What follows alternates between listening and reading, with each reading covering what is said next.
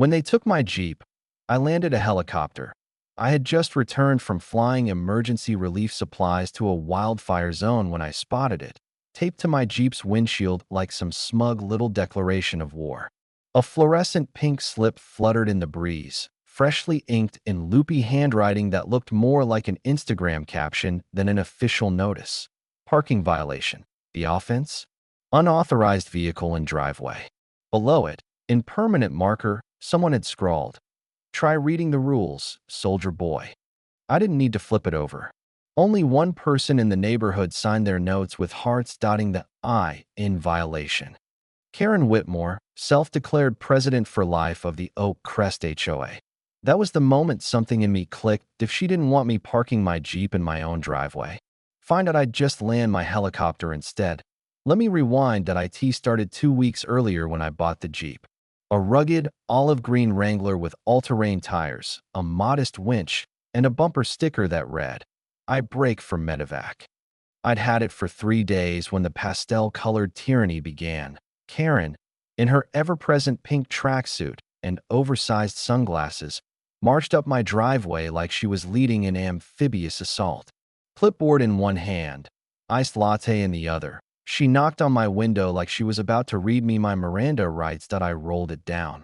She leaned in with a smile so tight I could hear the Botox creak and said, "This neighborhood has an aesthetic standard. That doesn't meet it." I actually laughed. Mistake number one, that she narrowed her eyes like I'd just insulted her Pomeranian.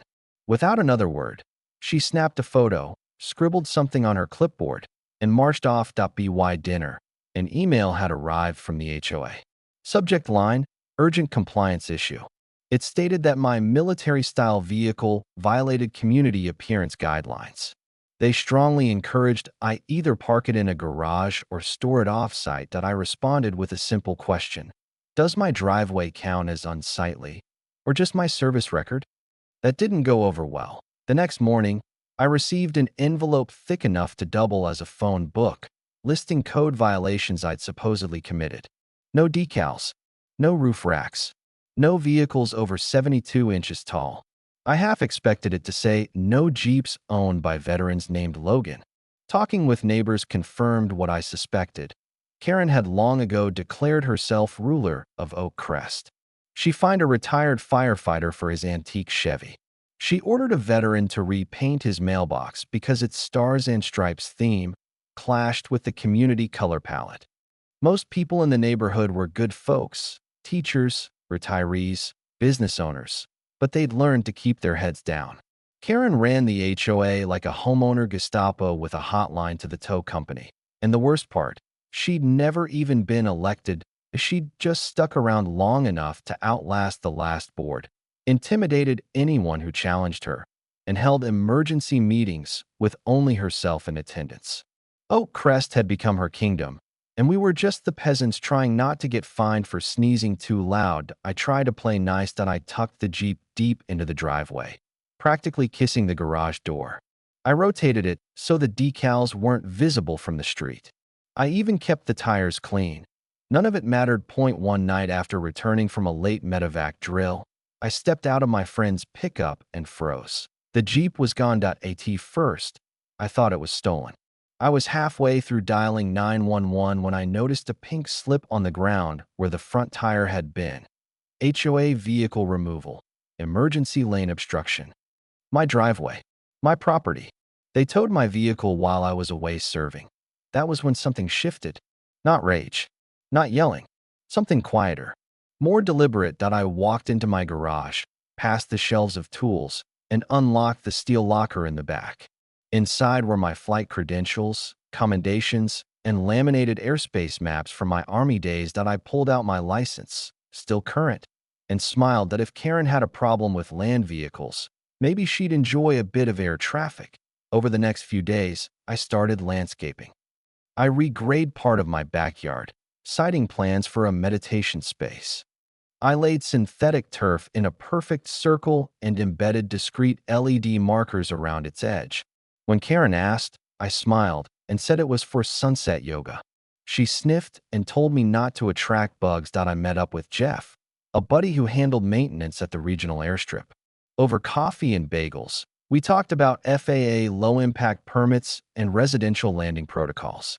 Turns out, as long as you don't interfere with flight paths or wildlife, and you're not in a densely packed urban zone, it's perfectly legal to land a light helicopter on private land with the right permits. I filed for one.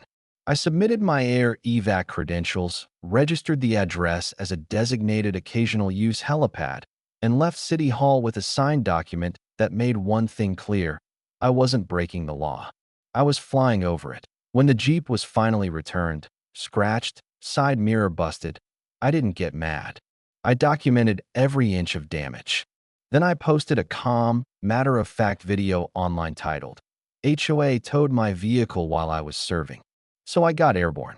It went viral, thousands of likes. Comments poured in. One guy offered to donate landing lights. Another said, land it right on her lawn if you have to. I hadn't even taken off yet, and I had an online Air Force behind me. Karen was about to learn that when a soldier comes home, he doesn't always come alone. The morning after my permit was finalized, I stood on the synthetic mat, sipping coffee, watching Karen cruise by in her golf cart, squinting at my backyard through her oversized shades. I gave her a little wave. She didn't wave back.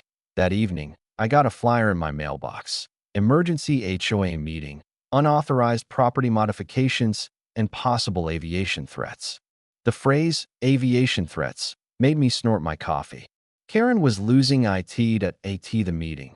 She presented surveillance-style photos of me digging and raking, claiming I was endangering children and lowering property values. I stood, introduced myself politely, and held up the FAA permit that Karen's face cracked like a dry sidewalk. Retired nurse Angela asked, "Wait, you're saying a decorated veteran can't land a helicopter legally, but Karen can dictate mailbox colors?" The room murmured. Karen tried pivoting to noise pollution and rotor trauma, but she was losing the room fast. I didn't say much. I didn't need to. My documents spoke for themselves. Over the next few days, I fine-tuned the setup. I installed a wind sock, a weatherproof beacon, and small caution signs. Then Jason, another old Army buddy who ran private air logistics, called. "I've got a Bell 206 in the hangar. You fuel it or should I?" "I'll fuel it." The night before the flight, I parked the Jeep dead center in the driveway again. Around midnight, Karen stood pacing near it, phone glued to her ear that I sipped hot cocoa from the upstairs window like I was watching The Office. Sunrise came that I stepped outside in my old flight jacket. Neighbors began to gather, watering lawns, walking dogs, pretending not to be curious. But they were watching. Then came the sound. Faint at first, then growing. Womp, womp, womp. The helicopter crested the hill like a mechanical angel. Jason brought her in slow and steady, touched down like butter on the mat. Karen backed into her house like Godzilla was about to step on her azaleas. Jason shut down the engine. I opened the door. "Nice pad," he said, grinning. "Better view than Baghdad." Across the street, Karen stared, frozen, latte trembling in hand. I waved. "Morning, Karen. Hope it's not too unsightly."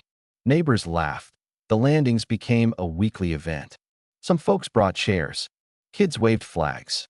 One guy made shirts. "Land it like you mean it." Karen escalated. She posted angry bulletins calling me a sky menace. Claimed she was contacting the FAA, Homeland Security, the Queen of England. Who knows? Then she called the police. Saturday morning. 2 squad cars. Officers stepped out, asking about unauthorized aircraft activity. I handed over the binder. Licenses, permits, logs, FAA codes, city approvals. They reviewed everything. Nodded. "You're good to go, sir." They stuck around for the landing. Karen? She looked like she'd swallowed a lemon whole. Then came the vandalism. Deep scratches across my Jeep. I didn't retaliate. I documented. Installed more cameras. Called my lawyer. A few days later, motion sensors caught Karen and her friend spray painting no-fly zone on the landing pad at 2 a.m. I filmed it. Reported it. Police opened an investigation. The neighborhood erupted. People were done. At the next HOA meeting, someone stood and said, "We want to vote now." Karen protested. Illegal procedure. Someone replied, so file the paperwork. We'll be back tomorrow. That night, half the board resigned. The other half called an emergency re-election, but Karen's empire was crumbling. The final vote? 87% in favor of removing her. She didn't say a word, just walked out. The next morning, a for sale sign appeared in her yard. The neighborhood changed overnight. Fewer rules, more laughter. Kids chalked sidewalks without getting fined. Flags flew proudly. I hosted a barbecue. Jason landed the chopper just before the burgers came off the grill. Someone printed shirts. Welcome to No-Fly Zone. And when a kid asked if the helicopter would fly again next weekend, I grinned. You better believe it. Because sometimes, when they tell you not to park in the driveway, you land in the sky instead.